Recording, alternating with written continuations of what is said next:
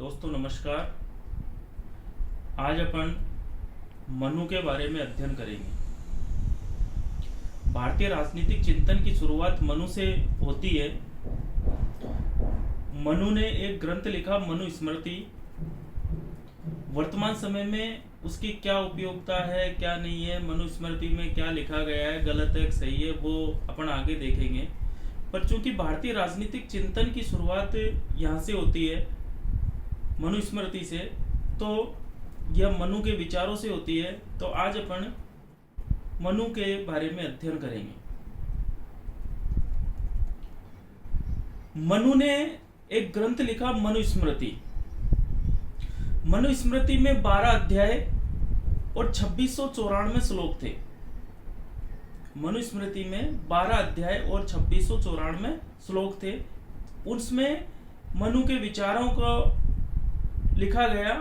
तो अपन मनु स्मृति के अंतर्गत जो लिखा गया है उसका अध्ययन करेंगे। आज अपन देखेंगे राज्य की उत्पत्ति के संबंध में मनु के विचार।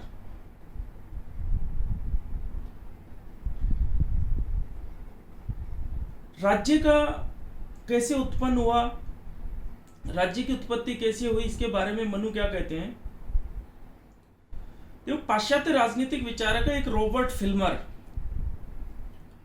वो राज्य की उत्पत्ति का दिव्य सिद्धांत देते हैं।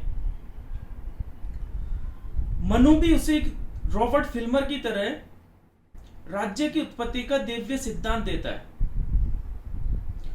मनु के अनुसार राजा पृथ्वी पर ईश्वर का अवतार है। मनु कहते हैं कि इस दुनिया पे या इस सृष्टि पे, धरती पर चारों तरफ अन्याय व्याप्त था। मत्स्य न्याय की स्थिति थी।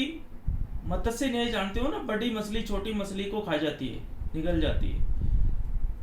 तो ऐसी ही समाज में व्यवस्था थी। चारों तरफ अराजकता थी, मत्स्य न्याय की स्थिति थी, अन्याय का बोलबाला था। ऐसी स्थिति में ईश्वर ने इस धरती पर राजा को अपने एक प्रतिनिधि के रूप में भेजा। या यूं कहें कि इस अराजकता की जो स्थिति थी, इसे दूर करने के लिए ईश्वर ने सृष्टि पर राजा को भेजा। तो इसी के साथ राज्य की उत्पत्ति हुई। मतलब राजा सृष्टि पर भगवान का अवतार है।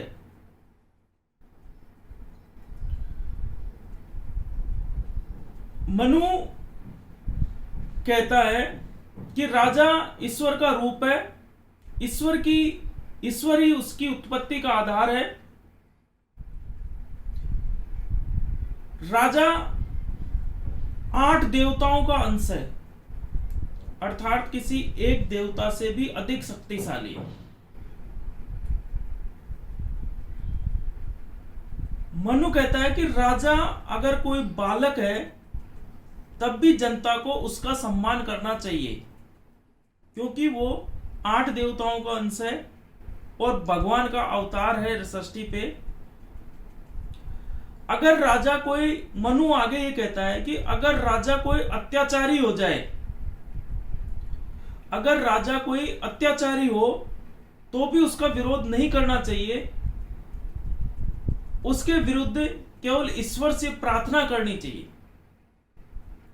मनु किसी क्रांति का समर्थक नहीं था। मतलब मनु ने यह कहा कि जनता को राजा का विरोध नहीं करना चाहिए।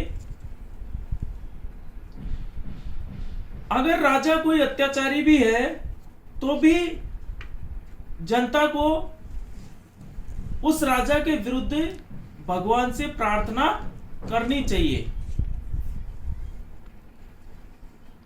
मनु ये कहता है, मनु आगे, कि राजा निरंकुश नहीं हो सकता। राजा के विरुद्ध जनता को विरोध करने का या क्रांति करने का कोई अधिकार नहीं है। परंतु मनु के अनुसार वो राजा अत्याचारी नहीं हो सकता। मनु राजा की दिनचर्या को 24 घंटे को 16 पैरों में बांटता है। संपूर्ण दिनचर्या को 16 पैरों में बांट देता है और राजा की दिनचर्या उसके तहत एक बंधी हुई रहती है, तो वो गलत नहीं कर सकता, उस पर नियंत्रण रहेगा कुछ।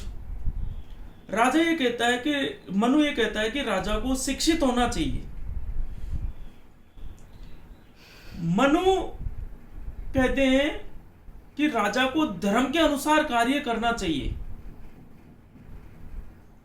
धर्म के विरुद्ध जाके कार्य नहीं करना चाहिए। इसके अलावा मनु ये भी कहते हैं कि सामान्य इंसान कोई गलती करता है,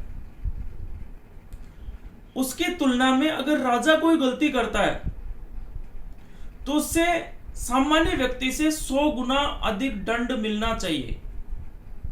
मतलब भगवान उसे सामान्य व्यक्ति से 100 गुना अधिक दंड देगा। तो इस प्रकार से मनु राज्य की उत्पत्ति के देवीय सिद्धांत का समर्थन करता है। एक निरंकुश राजतंत्र या एक स्वतंत्र राजतंत्र की स्थापना करता है। वह राजा पर नैतिक नियंत्रण की बात करता है। जनता को राजा का विरोध करने का कोई अधिकार नहीं देता, बल्कि राजा के ऊपर नैतिक नियंत्रण की बात करता है। धर्म का नियंत्रण है उसके ऊपर। उसकी दिनचर्या 16 पैरों में बटी हुई है। इसके अलावा राजा अच्छा शिक्षित होगा तो वैसे भी गलतियां करने की उसकी संभावना कम होगी।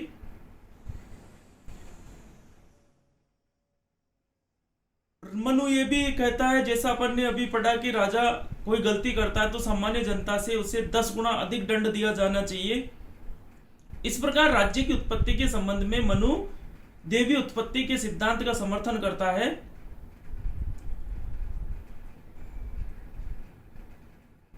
पाश्चात्य विचारकों में रॉबर्ट फिल्मर भी इसी तरीके के विचार व्यक्त करते हैं।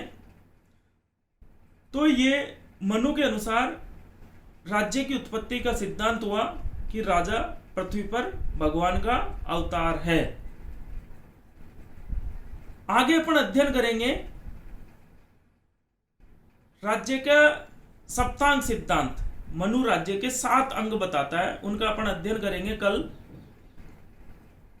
जय हिंद, जय भारत।